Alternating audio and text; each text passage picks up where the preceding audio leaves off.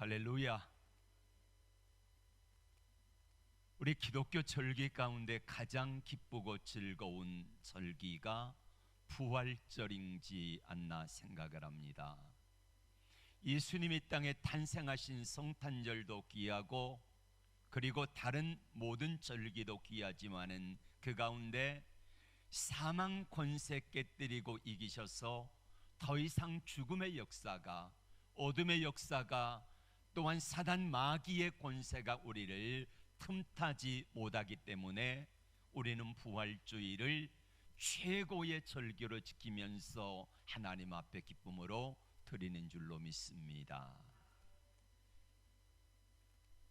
오늘 한 여인의 이야기가 나옵니다. 막달라 마리아. 예수님 무덤을 찾았던 막달라 마리아가 울고 있습니다. 울고 있는 마리아를 주님은 만나 주셨고, 그리고 이 마리아에게 가장 먼저 부활하신 주님의 모습을 보여주셨습니다. 그런데 오늘 우리의 모습들을 되돌아보면은 눈물이 참 작아졌어요. 눈물이 메말라갑니다. 눈물이 없습니다. 예배를 드려도, 기도해도, 찬송해도 우리의 눈에 눈물이 적어지는 것을 깨닫게 됩니다. 이런 우스운 이야기가 있어 여러분에게 소개를 합니다. 태국에 개척교회 목사님들이 이제 갔습니다. 근데 태국의 코끼리 한 마리가 말하는 코끼리라고 그래요. 근데 이 사람들하고 하도 관광객들하고 말을 많이 하다 보니까 이 코끼리가 스트레스를 받아가지고 시름시름 앓고 있습니다. 의사가 처방전을 내렸습니다. 이 코끼리가 울면은, 눈물을 좀 많이 흘리면은 나아질 거라 이야기를 했고, 태국 국왕은 그걸 코끼리를 아껴가지고 방을 써붙였습니다. 코끼리를 누구든지 울게 하면은, 그러면은 상금을 많이 주겠다. 그 이야기를 듣고 한 개척교회 목사님이 코끼리의 귀에다 대고 소곤거렸습니다. 이야기인즉슨 개척교회 하면서 힘들었던 일, 아팠던 일, 눈물 났던 일, 슬펐던 일, 괴롭고 답답했던 이야기들을 쫙 풀어내니까 코끼리가 너무너무 슬퍼가지고 눈물을 주르륵 흘리더랍니다. 그래서 국왕에게 상금을 많이 받고 여행을 하는 가운데 또 연락을 받았습니다. 코끼리가 움직이지를 않는다는 거예요. 눈물은 흘렸는데 발을 떼지 않고 움직이지 않아서, 또 누구든지 코끼리의 발을 좀 움직이게 하면은 더 큰 상을 주겠다라고 했습니다. 그래서 이번에도 역시 그 개척교회 목사님이 가가지고 코끼리에다 대고 이야기를 했더니 코끼리가 두 발을 번쩍 들면서요 도망가 버리더랍니다. 그래서 한 목사님이 궁금해가지고 물었습니다. 목사님, 그 코끼리 귀에다 대고 뭐라고 이야기했습니까? 그랬더니 하는 말이, 야 코끼리야, 너 우리 대한민국에 가가지고 나하고 개척교회 같이 하자. 그랬더니 코끼리가 두 손 두 발 다 들고 도망가 버렸다는 그런 우스운 이야기가 있습니다. 참 웃지 못할 일들이 많습니다. 눈물을 흘려야 될 때 눈물을 흘리지 못하고, 아파해야 될 때에 아파하지 못하는 그런 현실 속에 살고 있습니다. 오늘 한 여인의 이야기가 나옵니다. 막달라 마리아지요. 오늘 새벽의 말씀에 연이어서 여러분들에게 이 말씀을 드립니다. 막달라 마리아는 새벽 미명입니다. 안식 후 첫날이니까 주일날 부활절 날이지요. 부활주일 날 안식 후 첫날 새벽 미명에 막달라 마리아가 향유를 가지고 예수님의 몸에 붓기 위하여서 찾아갔습니다. 가면서 걱정은 뭐냐면은 누가 무덤의 문을 거기에 있는 돌을 굴려줄까 하는 거였습니다. 정작 무덤에 도착해서 보니까 무덤의 문이 활짝 열려져 있고, 그리고 자세하게 보니까 예수님의 시신을 쌌던 그 세마포가 가지런하게 개어져 있고, 그리고 또 가만히 보니까 예수님이 머리를 쌌던 수건은 또 다른데 정갈하게 개켜져 있는 모습을 보았습니다. 마리아의 생각에 이렇습니다. 누가 예수님의 시신을 훔쳐갔을까? 예수님이 부활하신다는 말을 4번이나 제자들에게 하셨지만은 이 막달라 마리아는 아마 듣지를 못했을 거예요. 예수님이 제자들에게 주로 말씀하셨지 일반 대중에게 내가 십자가에 못 박혀 죽었다가 3일 만에 살아나리라 라고 하신 말씀은 아직 않으셨기 때문에 막달라 마리아는 예수님이 부활하셨을 거라고는 상상하지도 못하고 있을 때입니다. 그래서 이 마리아는 이 사실을 제자들에게 알렸습니다. 그랬더니 베드로와 요한이 달려왔습니다. 두 제자가 들어와서 보고 예수님의 시신이 없어진 것을 보고는 두 사람은 다시 돌아버리고 말았습니다. 그런데 막달라 마리아는 무덤에 앉아서 혼자 울며 있습니다. 눈물을 흘리면서 주님을 기다립니다. 누가 예수님의 시신을 훔쳐갔는가? 이때 흰옷 입은 두 사람이 갑자기 나타나더니 마리아야 라고 불렀습니다. 누구를 찾느냐?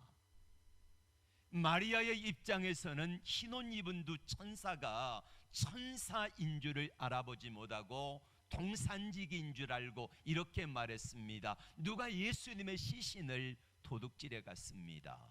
훔쳐갔습니다. 그러니 혹시 당신이 알거든 내게 가르쳐 주시면은 내가 가서 그 시신을 모시고 오겠습니다 라고 했습니다.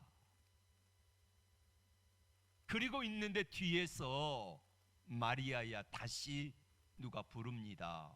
뒤를 돌아다 보았더니 예수님이 그 자리에 서 계십니다. 근데 예수님이 마리아를 부를 때에도 마리아가 예수님이신 줄을 알아보지 못했습니다.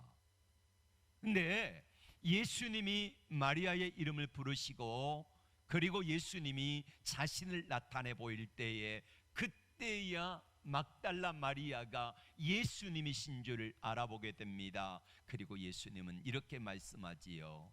마리아야, 너는 빨리 가서 제자들에게 내가 본 사실을 이야기해 줘라.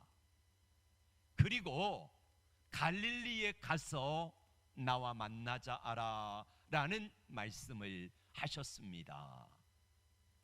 자, 우리는 여기서 궁금증이 생깁니다. 왜 두 제자는 돌아갔을까요?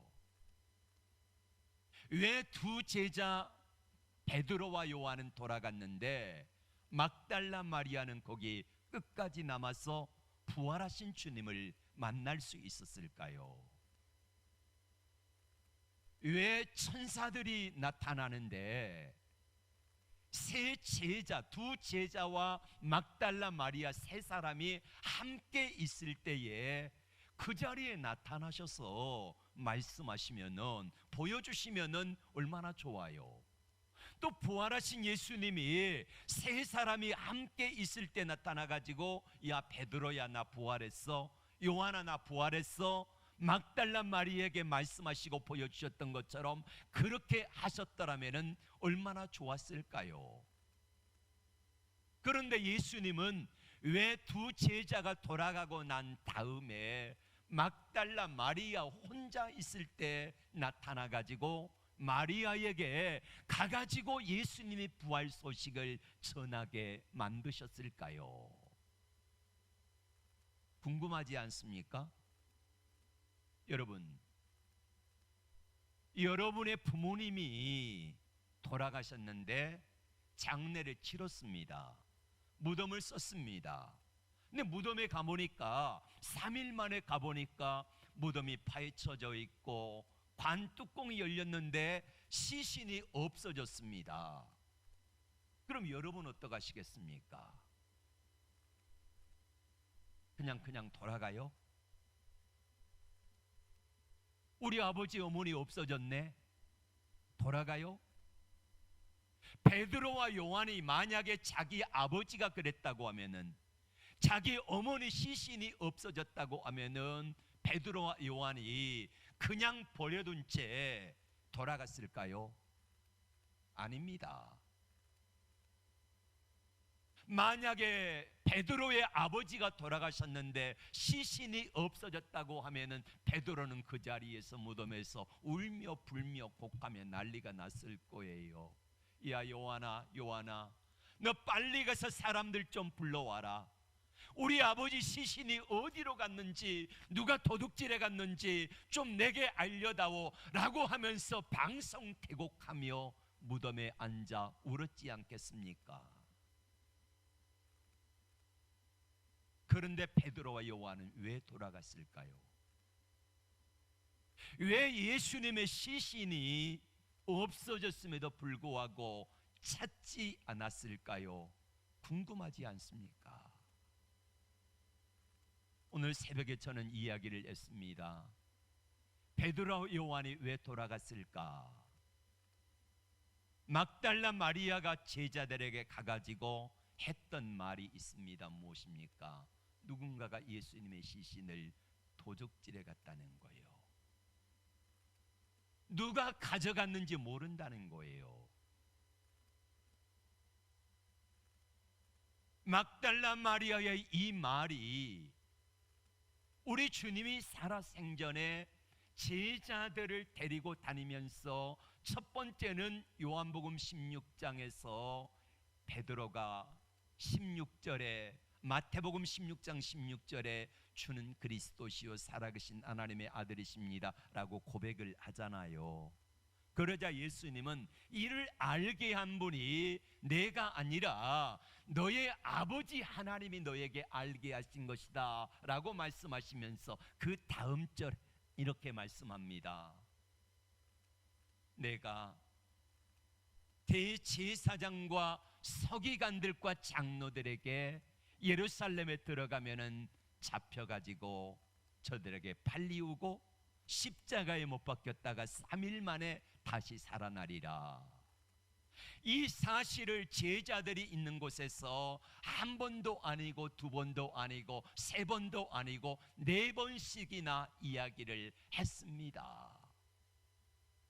예수님이 그렇게 네 번이나 이야기를 했다고 하면은 예수님이 하셨던 말씀이 주님 말씀하신 대로 부활하시지 않았을까 궁금하지 않습니까? 예수님이 부활하셨다고 하면은 어딘가 부활하신 주님이 계실 거라고 하는 생각이 들지 않겠습니까? 그런데 베드로 요한이 왜 돌아가요? 사람의 말이 더 크게 들리기 때문이에요. 막달라 마리아가 했던 말, 누가 예수님의 시신을 도둑질해 갔다라는 말이 예수님이 부활하셨다는 이 말씀, 네 번이나 하셨던 말씀보다 이 말이 더 훨씬 더 크게 들렸기 때문에 예수님의 부활하셨다는 사실은 상상도 못한 거예요. 오늘 성경은 이렇게 말씀하고 있습니다. 자, 요한복음 20장 9절 말씀 볼까요? 왜 믿어지지 않았을까? 시작. 그들은 성경에 그가 죽은 자 가운데 다시 살아나리라 하신 말씀을 아직 알지 못하더라. 아멘. 이 말씀의 뜻은 아직 알지 못하더라는 말은 예수님이 안 가르쳐서 모른 것이 아니라 네 번이나 거듭 말씀하셨지만은 기억하고 싶지 않은 거예요. 예수님이 죽으신다고 하시니까 베드로의 첫 번째 했던 말이 뭡니까? 예수님 안 됩니다. 절대 안 됩니다. 죽으시면 안 됩니다. 우리가 3년 반 동안이나 쫓아다닌 목적이 뭔데 예수님 허무하게 돌아가시 버리면 우리는 뭐 하라는 말입니까? 라면서 우악스럽게 예수님을 잡으면서 그렇게 말했다 그래요. 그때 예수님 뭐라고 말씀하지요? 사단아 물러가라 라고 말씀하잖아요. 맞습니다. 예수님은 4번이나 가르쳐 주셨지만은 그럼에도 불구하고 베드로와 요한이 깨닫지 못한 것은 안 가르쳐줘서 모른 것이 아니라 말씀하셨지만은 기억이 안 나는 거예요. 아니, 기억이 안 나는 것이 아니라 생각하고 싶지 않은 거예요. 여러분, 하나님의 믿는 자녀들에게 가장 큰 축복이 뭔 줄 아십니까? 하나님의 말씀이 들려지고 하나님의 말씀이 들려진 말씀이 믿어져요. 그 믿어진 말씀이 내 삶 속에 들어올 때에 하나님의 말씀은 능력과 역사가 나타나는 줄로 믿습니다. 그런데 오늘 두 제자는 예수님이 그렇게 여러 번 말씀하심에도 불구하고 한 번도 아니고 두 번도 아니고 세 번도 아니고 4번씩이나 강조해서 내가 십자가에 죽었다가 3일 만에 부활하리라라고 말씀하셨지만은 이 말씀이 전혀 들리지 않는 거예요. 우리도 하나님의 수많은 약속의 말씀을 받았습니다. 들었습니다. 기억했습니다. 배웠습니다. 은혜도 받았습니다. 그런데 어떤 순간에 어떤 문제에 부딪힐 때에는 그 말씀이 들리지 않아요. 그 말씀이 생각나지 않아요. 왜 그럴까요? 사람의 말이 크게 들리기 때문에 그래요. 막달라 마리아가 뭐라고 했습니까? 예수님의 시신 누군가가 훔쳐갔다는 말이 더 주님 부활하신다는 소리보다 훨씬 더 크게 들렸기 때문에 그런 거예요. 축복이 뭐라고요? 하나님의 말씀이 잘 들려지고 그 말씀이 믿어지고 그 말씀대로 살아갈 수 있도록 애를 쓰는 삶이 이 사람이 최고 복된 사람인 줄로 믿습니다. 베드로와 요한이 4번이나 말씀했음에도 불구하고 들리지 않았던 이유는 바로 그것입니다. 여러분, 부활하신 주님이 베드로도 아니고 가장 사랑했던 제자 사도 요한도 아니고 맨 먼저 순교했던 야고보도 아닌 막달라 마리아에게 첫 번째 보여주신 이유가 뭘까요?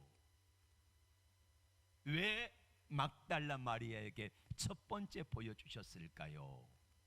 그것은 막달라 마리아가 주님을 사랑했기 때문입니다. 사랑했다는 이 말의 의미는 에로스적인 그런 사랑이 아니라 우리 주님이 내게 베푸신 은혜와 사랑에 너무너무 감사하여서 그 사랑을 잊지를 못했다는 거예요. 자, 누가복음 7장에 보면은 이런 이야기가 나옵니다. 바로 막달라 마리아의 이야기예요. 어느 날 예수님이 한 동네에 들어가셨더니 그랬더니 그 동네에 바리새인 시몬이라고 하는 사람이 예수님을 자기 집에 초청해서 대접을 잘 합니다. 그때에 한 여인이 들어왔는데 이 여인이 막달라 마리아예요. 막달라라고 하는 지역이 어디냐면은 갈릴리의 서쪽에 있는 마을인데 여기가 막달라라고 하는 지역인데 거기 출신 마리아라는 말입니다. 이 막달라 마리아가 들어와 가지고 예수님이 식사하시는 자리에 앉아 가지고 거기에서 눈물을 흘리면서 자기 머리털로 발을 씻고 그리고 향유를 뿌리고 발에다가 입맞춤을 하는 모습을 계속을 합니다. 그랬더니 바리새인 시몬이 속으로 이렇게 말합니다. 저 여자가 죄인인 줄 알았다면은 아마도 예수님이 저렇게 하도록 두지는 않았을 거야 라는 생각을 속으로 합니다. 예수님이 이 생각을 읽으셨습니다. 여러분, 당시에 죄인이라고 하는, 여인들이 죄인이라고 하는 사람은 누구였냐면은 창녀들을 죄인이라 했고요, 남자들을 향하여 죄인이다, 이 말은 저 사람 세리라는 겁니다. 그래서 죄인의 대표는 세리와 창녀를 죄인이다 이렇게 말한 거예요. 자, 저 여인이 어떤 사람이라는 사실을 예수가 알았더라고 하면은 저렇게 행동하도록 내버려 두지는 않았을 거다. 이게 바리새인 시몬의 생각이었습니다. 자, 예수님이 이 사실을 알아차리고 속마음을 아시고 이렇게 시몬에게 물었습니다. 시몬아, 시몬아, 내가 내게 이를 말이 있다. 이에 말씀하세요. 자, 어떤 사람이 500데나리온 빚을 졌고 어떤 사람은 50데나리온의 빚을 졌다. 한 데나리온은 일일 품삯입니다. 500데나리온은 한 5천만 원 되고 100데나리온은 한 1,000만 원 되어진다고 생각하시면 됩니다. 자, 근데 이 두 사람이 다 갚을 능력이 없어가지고 주인이 빚을 탕감해 주었다는 거예요. 그러자 예수님 물으실 때 이렇게 묻습니다. 자, 시몬아, 이 두 사람을 다 탕감해 주었는데 누가 더 이 탕감 받은 주인을 더 사랑하겠느냐? 누가 더 감사하겠느냐? 시몬이 말합니다. 당연히 500데나리온 탕감받은 사람이지요. 그때 예수님이 하신 말씀이 뭡니까? 마리아, 이 여인은 더 많은 것들을 탕감받은 여인이다. 그러면서 하신 말씀이 오늘 성경에 나와 있습니다. 뭐라고 말씀합니까? 누가복음 7장 47절 말씀 같이 볼까요? 시작. 이러므로 내가 내게 말하노니 그의 많은 죄가 사하여졌도다. 이는 그의 사랑함이 많음이라. 사함을 받은 일이 적은 자는 적게 사랑하느니라. 아멘. 막달라 마리아가 주님을 많이 사랑했기 때문에, 많은 사랑을 입어서 많은 사랑을 주님께 드렸기 때문에 그렇다는 것입니다. 바리새인 시몬에게 책망하신 예수님은 뭐라고 말씀합니까? 너는 내가 너희 집에 들어올 때에 발 씻을 물도 주지 않았는데 이 여인은 눈물로 내 발을 적셨고, 너는 내게 포옹도 하지 않았는데 이 여인은 내 발에 입맞춤을 계속했고, 너는 내 머리에 감람류도 붓지 않았는데 이 여인은 향유를 부었느니라 라고 이 여인을 칭찬하면서 이 여인의 사랑을 이야기를 하신 것입니다. 마리아가 왜 눈물을 많이 흘리면서 돌아가지 않았다고요?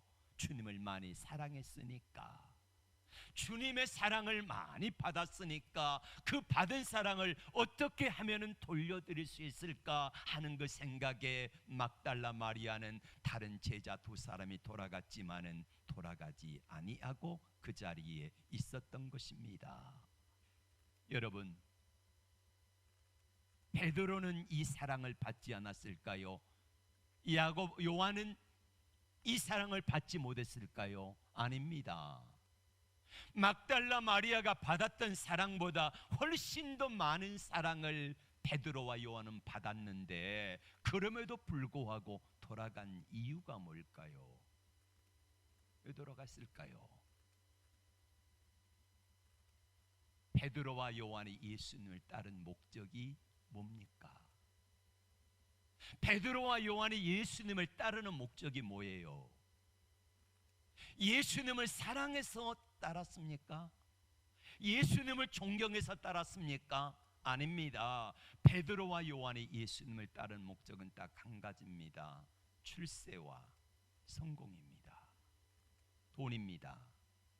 성공하는 겁니다. 한 자리 하는 겁니다. 이것 때문에 예수님을 따른 거예요.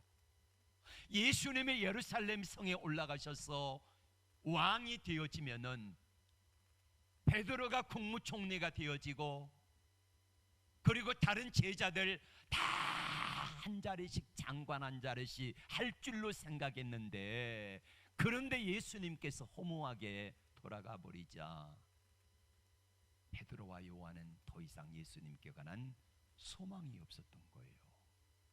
여러분, 우리는 예수를 왜 믿습니까? 예수 믿는 목적이 뭡니까? 예수를 믿어서 부자 되고, 예수를 믿어서 출세하고, 예수를 믿어서 성공하고, 그렇다고 이것 때문에 예수를 믿는다고 하면은 우리의 생각이 잘못된 생각입니다. 물론 예수 잘 믿으면 하나님이 맡을 만한 자에게 출세도 성공도 물질도 많은 것들도 주어서 감당하게 하세요. 그런데 원래 제자들처럼 예수님을 따르는 첫 번째 목적부터가 잘못됐다고 하면은 예수님을 그렇게 끝까지 따라가지 못했다는 거예요. 예수님의 시신이 없어졌지만은 찾지를 않아요. 나와는 이제 상관이 없는 일이 되어버린 거예요. 그러나 막달라 마리아는 예수님의 시신이 없어졌을 때에 막달라 마리아가 예수님을 따른 목적이 자기가 출세하고 돈 많이 벌고 성공하고 높아지고 평판이 좋아지고 하는 그런 이유 때문이 아니라, 막달라 마리아가 7귀신 들렸다 그랬잖아요. 또 직업이 장녀였다 그랬잖아요. 그러니까 사람들에게 외면받고 귀신 들렸고 너무너무 비참한 삶을 살았는데, 그런 나를 사람 되게 만들어 주시고, 다른 사람은 나를 사람 대접하지 아니하였고 무시했는데 예수님만은 내게 그렇게 하지 아니하는 모습을 바라보면서 막달라 마리아는 너무너무 감사한 거예요. 그런 예수님의 시신이 없어졌으니까 눈물로 그 자리에 있을 때에 예수님께서 막달라 마리아를 만나 주신 것입니다. 여러분, 베드로와 요한이 예수님을 사랑한 것이 아니라, 사랑해서 따른 것이 아니라, 사랑해서 3년 반 동안 예수님과 동행한 것이 아니라, 다분히 예수님을 이용해서 한 자리 차지하고, 예수님을 이용해서 출세하고, 예수님을 이용해서 성공해가지고 돌아가고 싶었는데, 이 모든 꿈이 다 깨지고 나니까 예수 필요 없다. 부활하신 주님이 나와 무슨 상관이야? 죽으신 예수님 무슨 상관이야? 그러면서 그 무덤의 자리를 피해서 가버리고 만 것입니다. 여러분, 예수님을 사랑하십시오. 그러면은 사랑하면은요, 예수님을 사랑하면은, 내가 주님을 사랑하면은 그 주님의 사랑으로 말미암아 하나님이 내게 주신 은혜가 얼마나 큰지 모릅니다. 그래서 예수님은 부활하셔서 막달라 마리아에게 말씀하지요. 갈릴리에서 만나자 해라. 자, 드디어 갈릴리에서 예수님이 7 제자를 만났습니다. 7 제자에게 만나서 우리 주님은 밤새도록 고기를 잡아가지고 허기지고 추위와 싸워서 밤새도록 있는 제자들에게 맨 먼저 하신 일은 저들에게 떡을 구워서 먹이고 생선을 구워서 먹이고, 그리고는 저들이 시장기가 면하고 따뜻한 모닥불 가운데서 추위를 면하게 한 다음에 가장 먼저 물으신 것은 딱 3마디입니다. 베드로에게 묻습니다. 바요나 시모나, 내가 나를 사랑하느냐? 사랑하느냐 물었습니다. 베드로가 잘 대답을 못해요. 2번째 다시 묻지요. 내가 나를 사랑하느냐? 3번째 묻지요. 내가 나를 사랑하느냐? 베드로가 마지못해 너무 부끄럽고 죄송해서, 주님, 내가 주님 사랑하는 줄을 주께서 아시잖아요. 그때 내 양을 먹이라 하셨습니다. 여러분, 이 말씀은 베드로 한 사람에게만 하신 말씀일까요? 아닙니다. 나머지 7 제자들에게, 12 제자들에게 동일하게 하신 말씀이셨고, 오늘 지금 현대를 살아가는 저와 여러분들에게도 우리 주님이 이렇게 물으신 겁니다. 내가 나를 사랑하느냐? 예. 이 사람들보다 내가 나를 더 사랑하느냐? 내가 출세하는 것보다 내가 나를 더 사랑하느냐? 내가 내게 돈을 주지 않아도, 물질이 조금 부족해도 내가 나를 사랑할 수 있느냐? 내 지위가 낮아져도, 힘들고 어려워도, 나 때문에 핍박을 받고, 나 때문에 고난을 받고, 나 때문에 직장에 어려움을 당하고, 그래도 내가 나를 사랑할 수 있느냐라고 주님은 저와 여러분에게 물으시는 거예요. 오늘 막달라 마리아가 주님을 가장 먼저 만나는 영광을 얻게 된 것은 다른 것 아무것도 없습니다. 단지 이것입니다. 주님 사랑합니다 하는 거지요.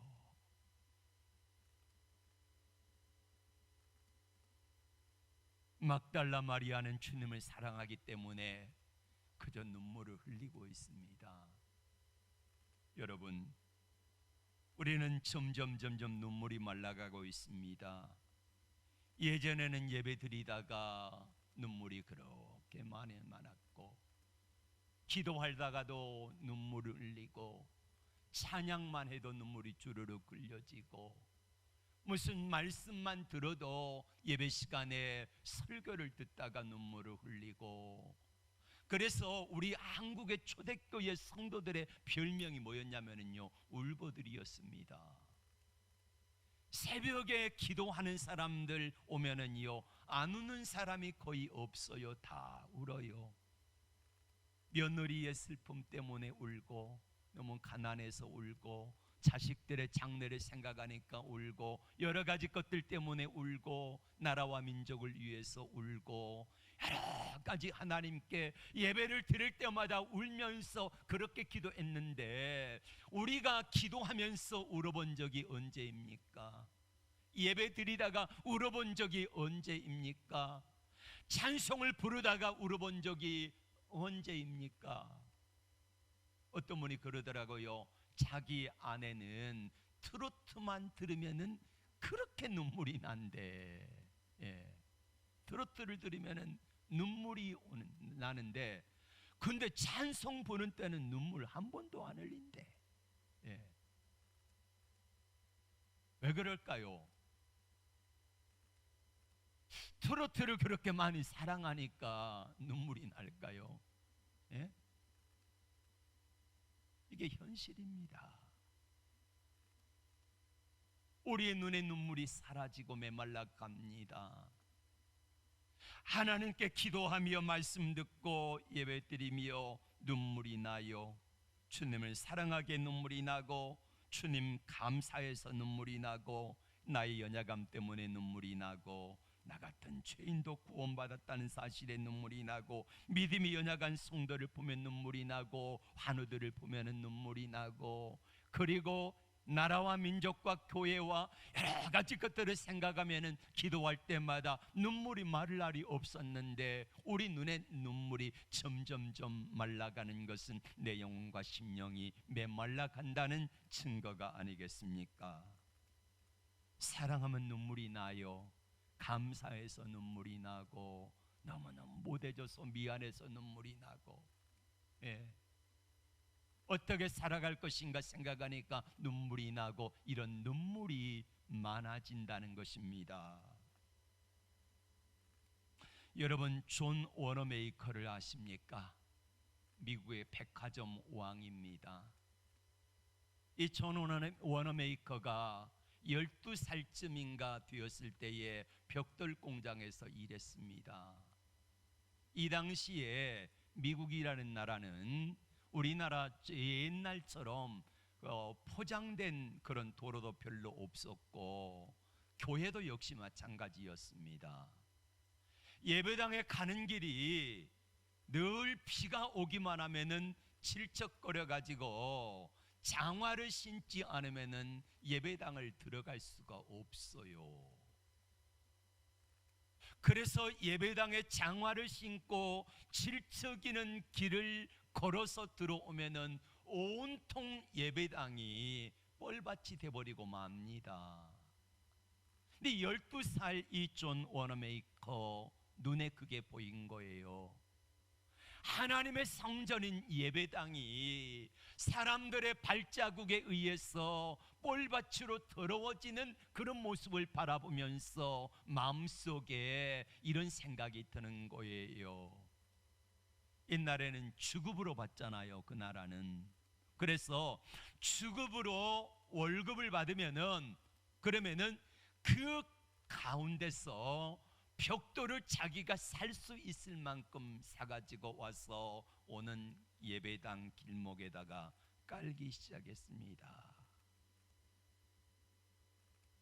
한 주일에 보니까 벽돌이 한 20몇 장, 또 그 다음 주에 보니까 한 40몇 장 이렇게 깔아가지고 점점 예배당 가는 길이, 그 길을 밟고 가니까요, 진흙탕을 밟지 않아도 되었어요. 담임 목사님이 누가 이 일을 아는가 봤더니 12살 꼬맹이 이 아이가 취급받은 것을 가지고 그렇게 하는 거예요. 목사님이 많이 축복해 주었습니다. 그리고 이 아이가 청년이 되었어요. 이 아이가 청년이 돼가지고 가장 먼저 한 게 뭐냐면은 옷가게를 했습니다. 남성복 옷가게를 합니다. 근데 옷가게 하는데 옷가게가 쭉 있으면은 목이 좋은 데가 있잖아요. 목 좋은 곳이. 그런데 이 청년의 옷가게는 목 좋은 곳이 아니에요. 그런데 하나님께서 사람들을, 손님들을 몰아주시는데 이 존 워너메이커의 옷가게만 사람들이요, 불티 나듯이 드나들고 물건이 팔리게 하는 거예요. 여러분, 잠언 21장 11절의 말씀을 같이 볼까요? 잠언 21장 1절 시작. 왕의 마음이 여호와의 손에 있음이 마치 보의 물과 같아서 그가 임의로 인도하시느니라. 아멘. 하나님께서 사람들의 마음이 보의 물과 같아서 사람들의 마음을 하나님이 임의로 인도하시는데, 그 가게에 야 기양 가려면은 저리 가라, 그리고 하나님께서 워너메이커의 그 가게로 갈 수 있는 마음을 허락해 주시니까 이 젊은 청년이요, 삽시간에 엄청난 부자가 되어집니다. 그래서 세계적인 백화점 왕이 되어지잖아요. 그리고 그 사람이 만든 재단이 뭐냐면은 YWCA 이거를 만들어 가지고 전 세계에 이 사람의 재단에서 YMCA, YWCA 이거를 건물들을 지어줬습니다. 우리나라에도 이분이 지어준 거예요. 여러분, 이 YMCA, YWCA를 통해서 기독교 복음이 증거되어지고 기독교의 청년들이, 남자 여자 청년들이 거기서 얼마나 많이 일어났습니까? 그러니까 이분을 하나님께서 축복해 주시니까 물질도 또 명예도 하나님의 권세와 능력도 주시는데 어느 날 대통령이 부른 거예요. 장관이 좀 되어 주십시오. 거절했습니다. 안 하겠다고. 왜 안 하겠다고 하십니까? 라고 말했더니 저는 주일학교 교사입니다. 제가 지금까지 평생 주일학교 교사로 삶을 섬기고 있는데 제가 장관이 되어지면은 주일날 제가 빠질 수 있습니다. 그러니 저는 교사해야 합니다. 하나님이 내게 주신 잡 가운데 첫 번째가 주일학교 교사고 나머지 사업은 부업입니다. 이렇게 멋진 말을 해요. 여러분, 하나님이 이런 사람을 축복 안 하실 수가 없잖아요. 하나님 앞에 몸된 교회 성전이 사람들의 발자국으로 인하여서 뻘밭이 되어지고 더러워지는 것을 볼 수가 없어서 작은 것 했습니다. 주님 사랑하는 이 마음을 가지고 작은 것 섬겼을 때에 하나님께서 이 사람을 그렇게 축복하시더라 이거예요. 오늘 막달라 마리아가 베드로와 요한에 비해서 능력도 떨어지고 제자도 아니고 다른 것들 어느 것도 다 뛰어나지 않았는데 이 여인이 뛰어난 것 단 한 가지 있습니다. 뭡니까? 주님께 받은 사랑 나도 주님께 돌려드려야 되겠다. 그래서 우리 주님의 시신이 없어진 걸 알고 단지 운 것뿐입니다. 그냥 울어요. 그냥 울면서 거기서 주님을 기다립니다. 그랬더니 주님이, 부활하신 주님이 가장 먼저 만나주시는 축복을 이 여인에게 허락하여 주신 것입니다. 오늘 부활주의를 맞는 사랑하는 성도 여러분, 우리가 주님을 사랑할 수 있는 방법이 뭘까요? 나 가진 것 없어요. 나 연약해요. 나 부족해요. 그러나 우리가 할 수 있는 거, 주님이 주신 사랑과 은혜와 구원의 감격과 하나님이 여러 가지 것들을 베푸신 은혜와 사랑에 감사해서 내가 주님 앞에 나도 이 여인처럼 울면서 기도할 수 있잖아요. 그리고 내가 사랑할 수 있는 방법으로 주님 몸된 교회를 사랑하며 섬길 수 있잖아요. 자, 하다못해 우리가 교회 안에 있는 쓰레기들이 있으면은 그 쓰레기들을 보면서 그냥 지나치지 아니하고 주우면서 지나갑니다. 더러우면 닦습니다. 어느 부분이 보여지면은 저건 내가 해야지라고 하면서 하나님이 내게 보여주시는 거구나라고 하는 겁니다. 이렇게 주님을 사랑하다 보면은 우리 주님은 온 땅을 두루 다니면서 우리 주님은 일꾼을 찾으세요. 찾으시고 그 사람들을 하나님이 누구에게 복을 주실까? 역대하 16장 9절에 이렇게 말씀합니다. 여호와의 눈은 온 땅을 두루 감찰하사 전심으로 자기를 향하는 자를 위하여 능력을 베푸시나니. 하나님이 일꾼을 찾으신다는 거예요. 그랬더니 하나님이 찾으시는 사람이 다윗이었고 하나님이 찾으시는 사람이 여호수아 갈렙이었고 또 하나님이 찾으시는 사람이 바로 저와 여러분들이 되어지기를 원합니다. 귀한 사랑 받은 저와 여러분, 나는 많이 안 받았다고요? 아니요, 많이 받았습니다. 구원을 선물로 받았으면 최고의 선물 받은 것 아닙니까? 막달라 마리아가 베드로와 야고보와 요한에 비해서 받은 것이 작지만은, 그러나 비교해보면은, 외적으로 비교해보면은 이게 감히 비교가 안 되지만은 받은 사랑이 너무 크고 감사해서 주님 앞에 울며 기도할 때에 우리 주님은 베드로보다도 요한보다도 다른 많은 제자들보다도 가장 먼저 부활의 주님을 먼저 뵙는 영광과 축복을 이 여인에게 허락해 주신 거예요. 여러분, 우리 주님이 나를 바라보시고 누가 나를 사랑하는가, 내가 누구에게 복을 줄까, 이렇게 눈여겨보실 때에 하나님이 나에게 복을 주시기를 원한다, 내가 너에게 복을 주시기를 원한다, 이렇게 하여서 하나님이 복 주실 만한, 하나님께 받을 만한 그런 은혜와 축복의 사람이 되어지기를 주의 이름으로 축복합니다. 자, 우리 함께 일어나서 기도하기를 원합니다.